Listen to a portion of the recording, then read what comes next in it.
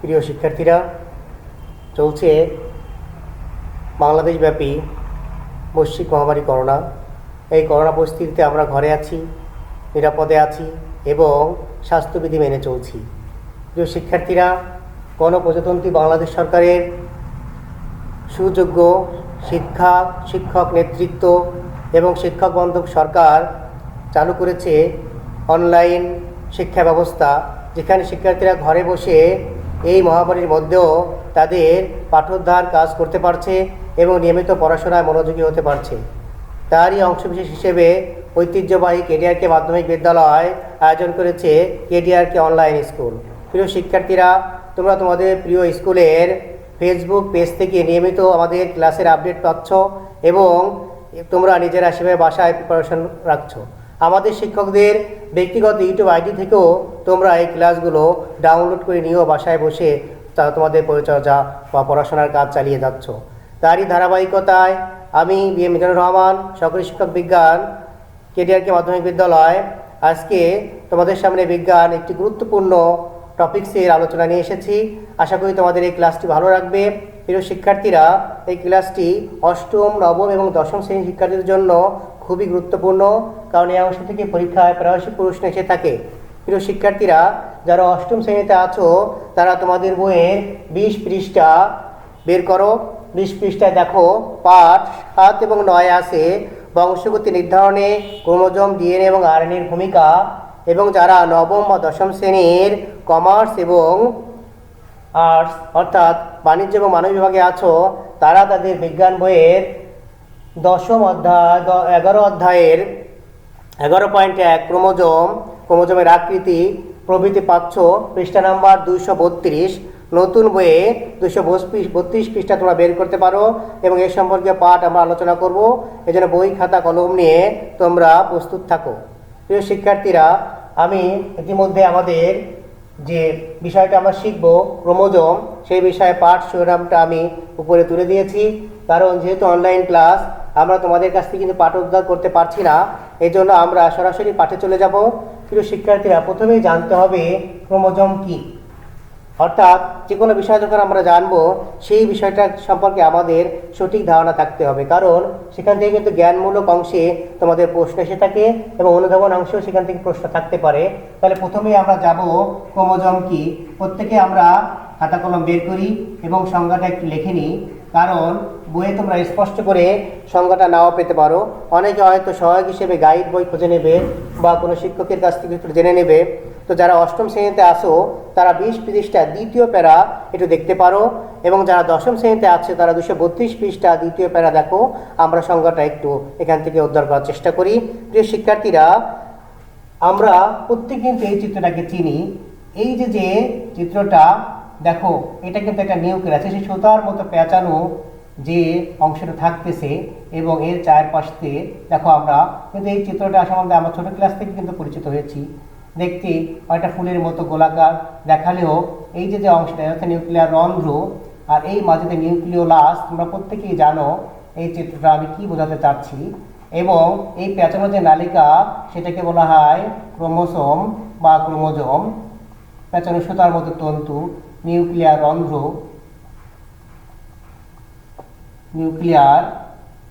রন্ধ্র, মানে ফাঁকা জায়গা। আর এই যে পুরো অংশটা নিউক্লিয়ার মাধ্যমে নিউক্লিয়ার ধাত্র আছে।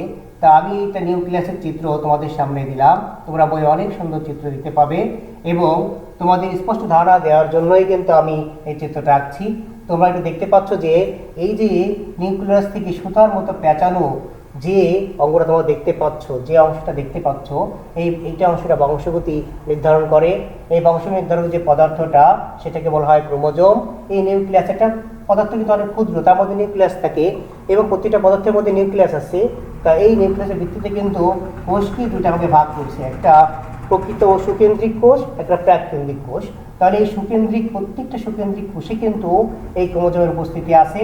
এই যে আমরা করোনা পরিস্থিতির মধ্যে যে ভাইরাস, একটা অণুজীবের কারণে আমরা ভয়ের মধ্যে আছি, বাড়িতে আছি, শিক্ষা প্রতিষ্ঠান বন্ধ আছে, এই ভাইরাসের মধ্যেও কিন্তু তোমার নিউক্লিয়াস আছে, নিউক্লিক অ্যাসিড আছে এবং সেটা কিন্তু করতে পারছে, বংশগতি পদার্থ ছড়িয়ে পড়ছে, এক জায়গা থেকে ছড়িয়ে পড়ছে।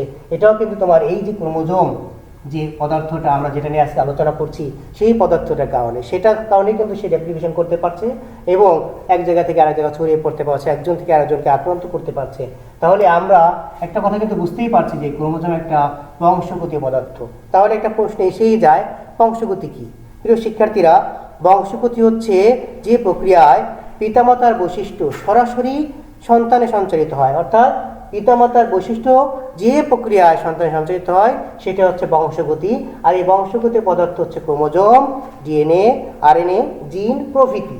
আমরা এই বিষয় সম্বন্ধে আরও যাব, তার আগে আমি তোমাদের বলছি ক্রোমোজোম কি। প্রত্যেকে খাতায় একটু লিখে নাও ক্রোমোজোম কি। চিত্রটা তোমরা নিশ্চয়ই বুঝতে পেরেছো। তাহলে আমরা প্রত্যেক খাতা কলম নিই এবং সংজ্ঞাটা লিখে নিই।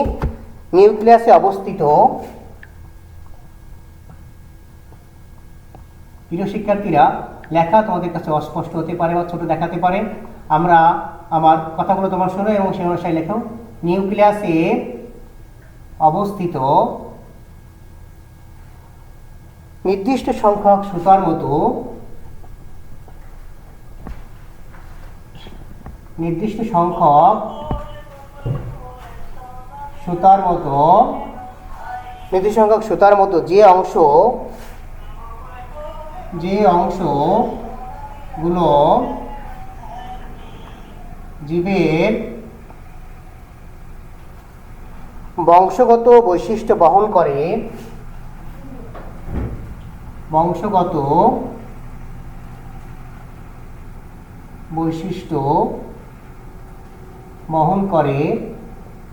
তাকে ক্রোমোজোম বলে। প্রিয় শিক্ষার্থীরা, ক্রোমোজোম শব্দটি আমরা কিন্তু জানছি যে নিউক্লিয়াসে অবস্থিত নির্দিষ্ট সুতার মতো যে অংশগুলো জীবের বংশগত বৈশিষ্ট্য বহন করে তাকে ক্রোমোজোম বলে। অনেকে এটাকে ক্রোমোসোম বা অনেক রাইটার এটাকে ক্রোমোসোম নামে অভিহিত করেছে। আমরা ক্রোমোজোম বা ক্রোমোসোম এই অংশটা কিন্তু আমরা বুঝতে পারছি। তাহলে তোমরা নিঃসন্দেহে বুঝতে পারছো যে এই ক্রোমোজোম কাকে বলে, ক্রোমোজোমটা কাকে বলে। আমরা ক্রোমোজোম কাকে বলে এটা জানতে পারলাম। এখন আমরা জানবো এই ক্রোমোজোমের প্রকারভেদটা জানবো, এরপর ক্রোমোজোমের গঠন জানবো এবং এটার কাজ সম্পর্কে কিন্তু আমরা আজকে একটু আলোচনা করতে চাচ্ছি। প্রিয় শিক্ষার্থীরা, তাহলে এই ক্রোমোজোমের সংজ্ঞা যখন তোমরা পেয়েছো, ক্রোমোজোমটা কি সেটা বলতে পারছো? ক্রোমোজোমের প্রকারভেদটা আমরা একটু জেনে নিই। প্রিয় শিক্ষার্থীরা, ক্রোমোজোম, আমরা যদি মানুষের একটা উদাহরণ চিন্তা করি, একজন মানুষের দেহে ক্রোমোজোম আছে 46টি, অর্থাৎ 23 জোড়া। এটাকে আমরা যদি বলি 23 জোড়া। এই 23 জোড়া বা 46টি ক্রোমোজোম এটাকে আমরা দুই ভাগে ভাগ করতে পারি। একটা হচ্ছে 22 জোড়া বা 44টি, আর একটা হচ্ছে 1 জোড়া বা 2টি। প্রিয় শিক্ষার্থীরা, তোমরা বুঝতে পারছো এই 23 জোড়া ক্রোমোজোমকে অর্থাৎ 46টি ক্রোমোজোমকে দুইটা ভাগে ভাগ করছি আমি। তাহলে তোমরা নিঃসন্দেহে হয়তো আন্দাজ করতে পারছো যে ক্রোমোজোম কত প্রকার হতে পারে। 2 প্রকার। আমরা 2 প্রকার নাম বলবো, তার আগে আমি উদাহরণটা তোমাদের সাথে বলছি। এই যে আমাদের মানব দেহ, প্রত্যেকটা মানব দেহ কিন্তু এই যে 23 জোড়া বা 46টি ক্রোমোজোমের সমষ্টি, এর মধ্যে 22 জোড়া বা 44টি ক্রোমোজোমকে বলা হয় অটোজোম।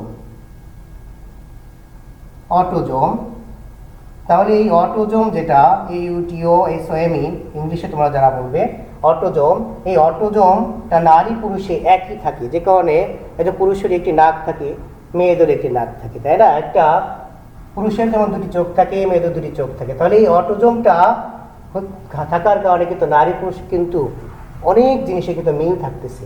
তাহলে এইটা আমরা বলবো যে এই যে 22 জোড়া বা 44টি এটা অটোজোম, এটা নারী পুরুষে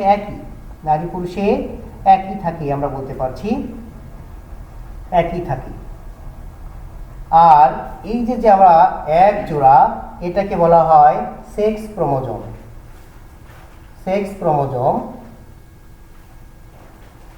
এই সেক্স ক্রোমোজোম নারী পুরুষে আলাদা, নারী পুরুষে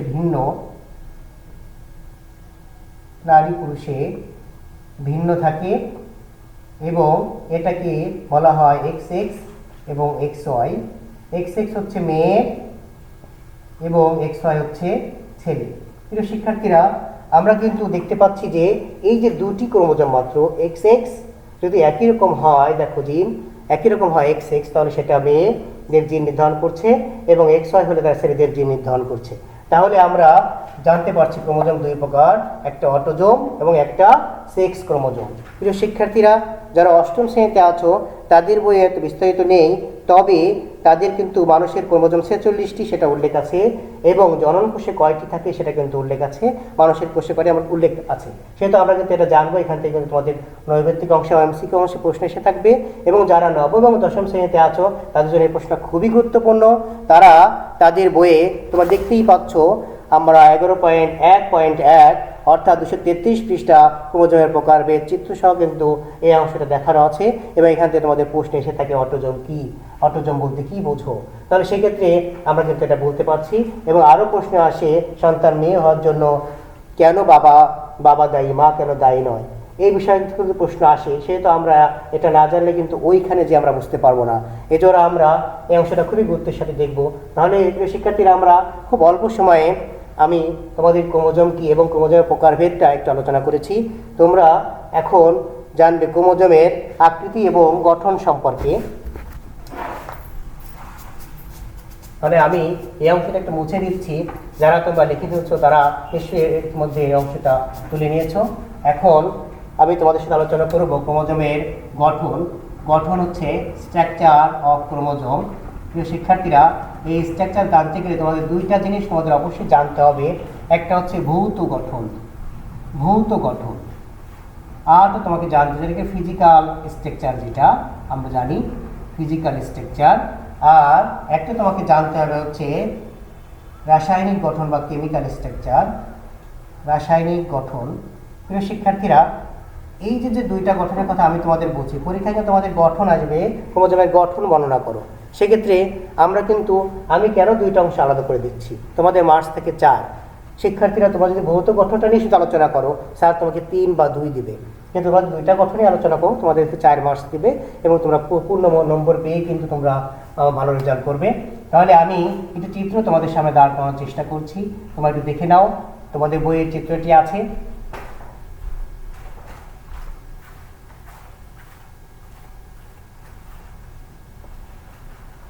শিক্ষার্থীরা, আবার দেখি এই যে প্যাঁচানো নালিকাটা আছে,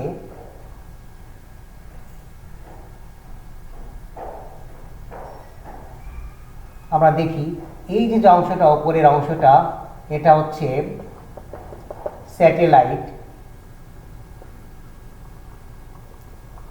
মাঝের এই জায়গাটা হচ্ছে গৌণ কুঞ্চন, এবং এই যে অংশটা হচ্ছে ক্রোমোনেমা বা ক্রোমোনেমাটা, আর এই ম্যাট্রিক্স বা ধাত্র। এবং তোমরা দেখে নিচ্ছ যে এই যে একটা অংশ আছে এখানে লাল গোলাকার, এটা হচ্ছে সেন্ট্রোমিয়ার, সেন্ট্রোমিয়ার। আর এই যে টোটাল যেটা আছে এটাকে বলা হচ্ছে বাহু। তাহলে আমরা কিন্তু একটা ক্রোমোজোমের গঠনে আমরা কিন্তু বলতে চাই ভৌত গঠনে কেমন দেখা যায়। প্রথমে বলবো যে এই ভৌত গঠন হচ্ছে ক্রোমোজোমের আকার সাধারণত লম্বা, ক্রোমোজোমের আকার সাধারণত লম্বা। 2 নম্বরে বলবো এটার মধ্যে কি কি অংশ দেখা যায়, সেই অংশগুলোর নাম আমরা বলতে পারি। সাধারণত 2টা অংশে আমার নাম বলতে পারি, ক্রোমাটিড বা ক্রোমোনেমা। এই ক্রোমাটিড, ক্রোমাটিড, সেন্ট্রোমিয়ার, সেন্ট্রোমিয়ার। প্রিয় শিক্ষার্থীরা, সেন্ট্রোমিয়ার অপর একটি নাম তোমাদের বইয়ে দেওয়া আছে, যা প্রায় সময় আসে, তার নাম হচ্ছে কাইনেটোকোর। অনেক সময় পরীক্ষা আসলে অনেকেই পারে না কাইনেটোকোর। এই কাইনেটোকোর কি, এটা যদি তোমাদের পরীক্ষা আসে, অনেক ছেলে মেয়ে এটা পারে না, সেহেতু আমি বলবো যে কাইনেটোকোর এবং সেন্ট্রোমিয়ার হচ্ছে একই জিনিস, তোমরা একটু দেখে নাও। এবং গৌণ কুঞ্চন থাকে একটা, স্যাটেলাইট থাকে। এই তথ্য পিতামাতা থেকে সন্তানে সঞ্চারিত হচ্ছে কিন্তু এই যে ক্রোমোজোমের কারণে। তাহলে ক্রোমোজোমের গঠনে তোমরা কিন্তু এই প্রধান 2টা অংশ দেখছো। প্রিয় শিক্ষার্থীরা, যারা অষ্টম শ্রেণীতে আছো তাদের বইয়ে এই 2টি অংশ ক্রোমাটিড এবং সেন্ট্রোমিয়ার এই ক্রোমোজোমকে দুইটা অংশে তোমার ভাগ করার কথা বলা হয়েছে, ক্রোমাটিড এবং সেন্ট্রোমিয়ার। যারা অষ্টম শ্রেণীতে আছে তারা এই দুইটা অংশ নিয়ে আলোচনা করলে চলবে, তবে যারা দশম শ্রেণীতে আছে তাদের এই চিত্রসহ এই ফিজিক্যাল গঠনে কী কী অংশ দেখা যায় সেটা নিয়ে তোমাদের বিস্তারিত আলোচনা প্রয়োজন রয়েছে। প্রিয় শিক্ষার্থীরা, এখন আমি তোমাদের কাছে যাচ্ছি রাসায়নিক গঠনে আমরা এটা কী কী দেখতে পাচ্ছি। প্রিয় শিক্ষার্থীরা, ক্রোমোজোমের রাসায়নিক গঠনে আমরা দেখব নিউক্লিক অ্যাসিড। নিউক্লিক অ্যাসিড, এই নিউক্লিক অ্যাসিড হতে পারে দুই প্রকার, একটা হতে পারে ডিএনএ, একটা হতে পারে আরএনএ। ডিএনএ হচ্ছে ডিঅক্সি রাইবোনিউক্লিক অ্যাসিড, আরএনএ হচ্ছে রাইবোনিউক্লিক অ্যাসিড। তোমরা জানতে পারো একটা প্রোটিন, এই প্রোটিন হতে পারে দুই প্রকার, একটা হচ্ছে হিস্টোন প্রোটিন, হিস্টোন প্রোটিন, একটা হতে পারে নন হিস্টোন প্রোটিন, নন হিস্টোন প্রোটিন। প্রিয় শিক্ষার্থীরা, তোমরা নিশ্চয়ই দেখতে পাচ্ছ যে নিউক্লিক অ্যাসিড দুই ধরনের নিউক্লিক অ্যাসিড থাকতে পারে, একটা হচ্ছে ডিএনএ বা ডিঅক্সিরাইবোনিউক্লিক অ্যাসিড, একটা হচ্ছে আরএনএ বা রাইবোনিউক্লিক অ্যাসিড। এবং প্রোটিন থাকতে হতে পারে হিস্টোন এবং নন হিস্টোন প্রোটিন, এবং থাকতে পারে অন্যান্য উপাদান, লিপিড, লিপিড এবং অন্যান্য উপাদান, অন্যান্য আয়ন বা উপাদান, অন্যান্য উপাদান। প্রিয় শিক্ষার্থীরা, আমরা কিন্তু প্রধান যে রাসায়নিক গঠনের যে অংশটা নিউক্লিক অ্যাসিড থাকে, যে কারণে কিন্তু এই ক্রোমোজোমকে বংশগতির ভৌতবৃত্তি বলা হয়। এই নিউক্লিক অ্যাসিড কিন্তু এক প্রজন্ম থেকে আরেক প্রজন্মে নিয়ে যায়, একটা বৈশিষ্ট্যকে আর নিয়ে যায়, একজন থেকে আরেকজনে সঞ্চালিত হয়। এই কারণে কিন্তু দেখা যাচ্ছে যে ভাইরাস, করোনা ভাইরাস কিন্তু এই নিউক্লিক অ্যাসিড হচ্ছে যে ভিয়ন বা বিষাক্ত যে অংশটা এই নিউক্লিক অ্যাসিডের মধ্যে বহন করছে, এবং ওইটা একজন থেকে আরেকজনে, এক দেশ থেকে আরেক দেশে কিন্তু এটা সঞ্চালিত হচ্ছে এই যে ক্রোমোজোম বা বংশগতীয় পদার্থের কারণে। তাহলে প্রিয় শিক্ষার্থীরা, আমরা নিঃসন্দেহে কিন্তু ক্রোমোজোম কি, ক্রোমোজোমের গঠন কি এবং ক্রোমোজোমের যে উপাদানগুলো, এর উপাদানগুলো সম্পর্কে আমরা জানতে পারছি এবং এটার প্রকারভেদ সম্পর্কে আমরা বিস্তারিত দেখেছি। আমি এখন তোমাদের সাথে আলোচনা করব এই যে ক্রোমোজোম, এই ক্রোমোজোমের মধ্যে কি এমন থাকে যার জন্য এই ক্রোমোজোম পিতামাতার বৈশিষ্ট্য সরাসরি পরবর্তী প্রজন্মে নিয়ে যায়। তো আমি একটু মুছে দিচ্ছি, তাহলে এই ক্রোমোজোমের কাজটা নিয়ে আমি তোমাদের সাথে কিন্তু একটু আলোচনা করছি। এখন এই ক্রোমোজোমের কাজ কি, ক্রোমোজোমের কাজ বোঝানোর জন্য আমি তোমাদের একটি টার্মের করছি, সেই টার্মটা তোমরা একটু লিখে নাও, জিন। জিন। প্রিয় শিক্ষার্থীরা, আমরা এই যে জিন শব্দটা সম্পর্কে জানবো, অষ্টম শ্রেণীতে যারা আছো তারা 20 পৃষ্ঠা অর্থাৎ 20-21 পৃষ্ঠায় কিন্তু জিন সম্পর্কে লেখা পাবে, এবং যারা দশম শ্রেণীতে আছো প্রিয় শিক্ষার্থীরা তারা 235 পৃষ্ঠা জিন সম্পর্কে লেখা পাবে। কিন্তু এই জিনটা কিন্তু এই জিন নয়। অনেকে হয়তো ভাবছো যে এটা হয়তো জিনভূত, না, এটা কিন্তু এই জিন নয়, জিনভূত এটা কিন্তু নয়। আমরা বৈজ্ঞানিক দৃষ্টিকোণ থেকে এই জিনটা নিয়ে আলোচনা করছি যে জিনটা কি জিনিস। আমরা বলতে পারি ক্রোমোজোমকে তারা পেঁচানো সুতার মতো, ক্রোমোজোমের গায়ে সন্নিবেশিত গোলাকার সবিন্তক যে বস্তুগুলো দেখা যায়, ক্রোমোজোমের গায়ে ঘন সন্নিবেশিত এই গোলাকার সবিন্তক যে বস্তুগুলো দেখা যায়, এটা হচ্ছে জিন। এটা শিক্ষার্থী, আমরা চিত্র একটু খেয়াল করি, এই যে ক্রোমোজোমের গায়ে ঘন সন্নিবেশিত গোলাকার যে বংশগতীয় পদার্থগুলো দেখা যায়, বংশগতীয় বস্তু দেখা যায়, সেটাই হচ্ছে জিন। তাহলে আমরা বলতে পারছি যে ক্রোমোজোমের গায়ে ঘন সন্নিবেশিত গোলাকার যে বংশগতীয় পদার্থ দেখা যায় সেটা হচ্ছে জিন। অষ্টম শ্রেণীতে যারা আছো তারা কিন্তু সংক্ষেপেই বলতে পারছো, তাদের বইয়ে লেখা আছে বংশগতির ধারা পরিবহনে ক্রোমোজোমের বৈশিষ্ট্য নিয়ন্ত্রণকারী ডিএনএ বা আরএনএ গুলা হচ্ছে জিন। অর্থাৎ পিতামাতার বৈশিষ্ট্য বহনকারী যে ডিএনএ বা আরএনএ, ওইটাই হচ্ছে জিনের কাজ করছে, ওইটাই হচ্ছে জিন। অর্থাৎ ক্রোমোজোমে অবস্থিত বৈশিষ্ট্য নিয়ন্ত্রণকারী ডিএনএ অংশকেই জিন বলা হচ্ছে। এই যে বংশগতির বৈশিষ্ট্য নিয়ন্ত্রণকারী যে পদার্থটা ক্রোমোজোমের গায়ে আছে, সেই পদার্থটা যদি ডিএনএ হয় তাহলে সেটা ডিএনএ, যদি জিন, আর যদি আরএনএ হয় সেটা আরএনএ জিন। প্রিয় শিক্ষার্থীরা, এটা অনুসারে কিন্তু আমরা ভাইরাসকেও ডিএনএ ভাইরাস, আরএনএ ভাইরাস প্রভৃতি নামে নামকরণ করতে পারি। প্রিয় শিক্ষার্থীরা, এই যে এখন তোমরা এদিকে যাচ্ছ যে করোনা ভাইরাসকে টেস্ট করা হচ্ছে, আরটি-পিসিআর করে কিন্তু আমরা করোনা ভাইরাস ডিটেক্ট করছি।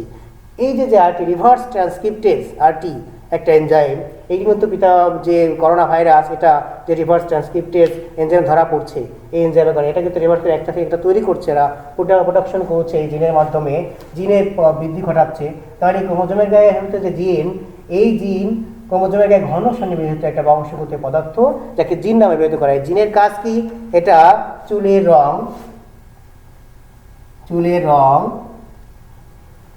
চোখের প্রকৃতি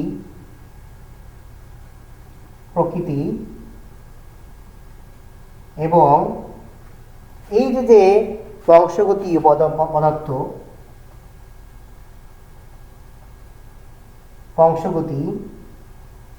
এবং আমাদের এই যে জীবের চারিত্রিক বৈশিষ্ট্য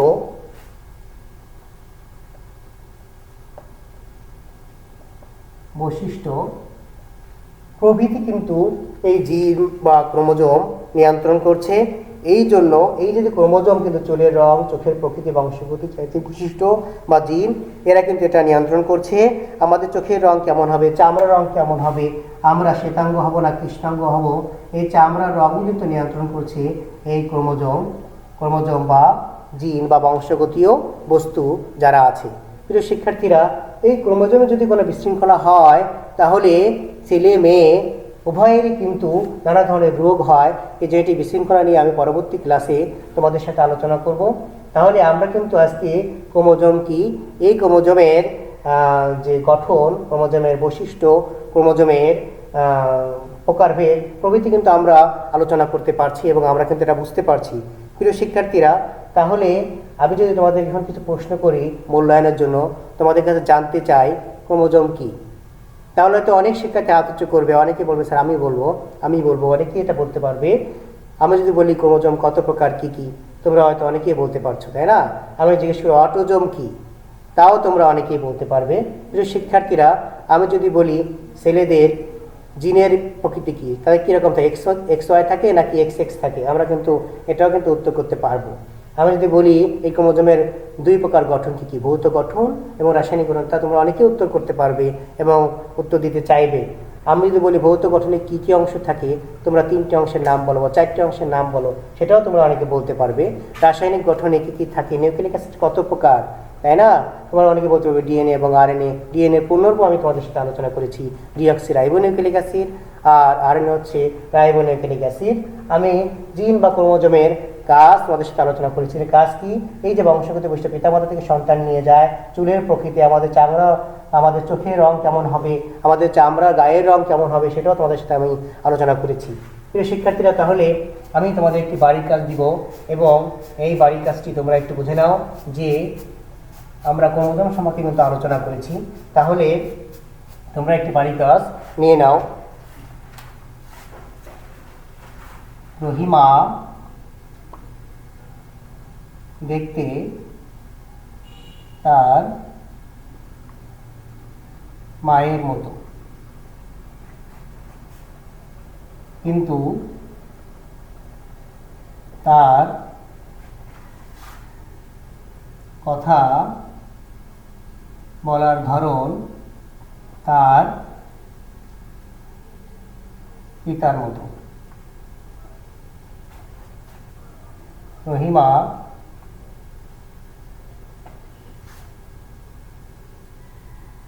শিক্ষককে এর কারণ সম্পর্কে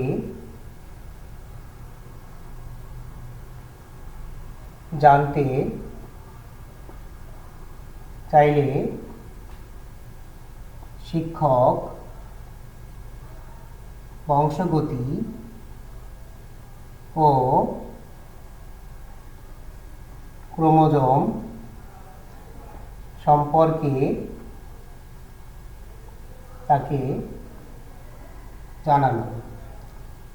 শিক্ষার্থীরা, আমরা কিন্তু একটা উদ্দীপক দেখতে পাচ্ছি, এরও বিভিন্ন উদ্দীপক তৈরি করা যেতে পারে, যেখান থেকে তোমরা কিন্তু প্রশ্ন উত্তর করতে পারবে। তাহলে আমি প্রথম প্রশ্ন করছি, মানুষের জ্ঞানমূলক অংশে মানুষের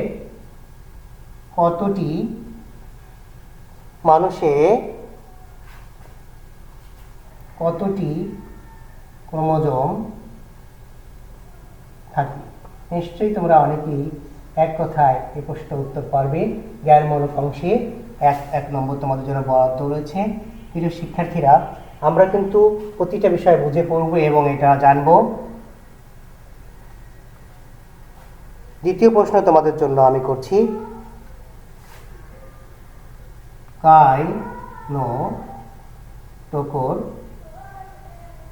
বলতে কি বোঝো? ক নাম্বার প্রশ্নে তোমাদের বলছি, ক্রোমোজোমকে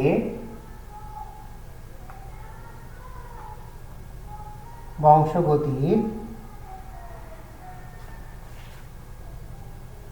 ভৌত ভিত্তি বলার কারণ উদ্দীপকের আলোকে ব্যাখ্যা করো। তো শিক্ষার্থীরা, এখানে তোমাদের বিশ্লেষণ অংশে তোমাদের জন্য 3 নম্বর বরাদ্দ রয়েছে এবং অনুধাবন অংশে 2 নম্বর। ক নাম্বার প্রশ্নে আমি তোমাদের বলছি,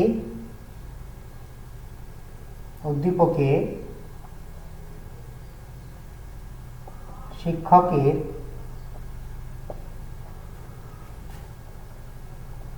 আলোচিত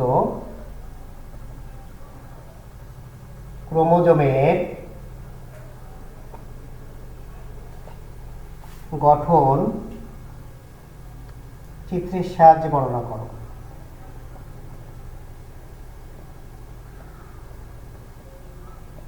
প্রিয় শিক্ষার্থীরা, আমরা একটি সৃজনশীল প্রশ্ন আমি তোমাদেরকে দিচ্ছি। এই সৃজনশীল প্রশ্নটা তোমাদের বাড়ির কাজ হিসেবে তোমরা একটু লিখে নাও। তোমাদের স্কুল খোলার পর করোনা পরিস্থিতি হবে, স্কুল খুলবে, তোমরা এই প্রশ্ন উত্তরটি তোমাদের বিজ্ঞান শিক্ষককে দেখাবে এবং এটা বুঝতে কোনো সমস্যা হলে আমাদের সাথে যোগাযোগ করবে এবং শিক্ষকের কাছ থেকে এটা আরও বিস্তারিতভাবে বুঝে নেবে। প্রিয় শিক্ষার্থীরা, আমি তোমাদের সাথে যে গুরুত্বপূর্ণ একটা টপিকস নিয়ে আজকে আলোচনা করেছি, নিশ্চয়ই তোমাদের ভালো লেগেছে এবং তোমরা এটা বুঝতে পেরেছো। আমি তোমাদের মঙ্গল কামনা করি এবং এই করোনায় তোমরা সুস্থ থাকো, ভালো থাকো, তোমাদের আপনজন যারা আছে তারা সুস্থ থাকুক এবং তোমাদের প্রতিবেশীরা, তোমার অঞ্চলে যারা আছে, তোমার অংশে যারা আছে, তোমার জানা চেনা যারা মধ্যে আছে, তাদেরকে তুমি স্বাস্থ্য সচেতন করবে এবং এই করোনা ভয়াবহতা সম্পর্কে সচেতন করবে। তোমরা ঘরে থাকো এবং নিয়মিত তোমাদের পাঠে সজাগ থাকো এবং জ্ঞান চর্চা অব্যাহত রাখো এবং আমাদের যে শিক্ষা ব্যবস্থা, শিক্ষানীতি এবং শিক্ষা মন্ত্রণালয়ের সার্বিক যে নির্দেশনা তোমাদের প্রতি রয়েছে সেটা মেনে চলো। প্রত্যেকে ভালো থাকো, সুস্থ থাকো, এই কামনা আজকে শেষ করছি। ভালো থেকো প্রিয় শিক্ষার্থীরা, ধন্যবাদ সবাইকে।